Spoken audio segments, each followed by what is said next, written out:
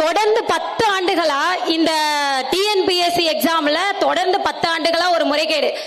ஐயா அதுக்கு என்னப்பா பண்ண சொல்ற? 2016ல குரூப் 1 தேர்வு நடக்குது, அதுலயும் முறைகேடு. 2017ல குரூப் 2 தேர்வு நடக்குது, அதுலயும் முறைகேடு. என்ன நடக்குதுன்னு எனக்கு தெரியும், உன்னை விசாரிக்க வேண்டிய விதத்துல விசாரிக்கிறேன். 2019ல தேர்வு நடக்குது, அதுல முறைகேடு மட்டும் இல்லாம கேள்விகளையே வந்து தவறா எடுத்திருக்காங்க. Resolution of the first Lok Sabha அப்படிங்கிற கேள்வி, அதுக்கு மொழிபெயர்ப்பு பண்ணணும்னா நம்ம எப்படி மொழிபெயர்ப்பு பண்ணணும்? Development only. ஆனா அவங்க என்ன கேட்டிருக்காங்க அப்படின்னா குடியரசு தினம் அப்படின்னு மொழிபெயர்ப்பு பண்ணிருக்காங்க. ஆனா ஜனவரி மாதம் 15ஆம் தேதி சுதந்திர நாள் வருகிற போது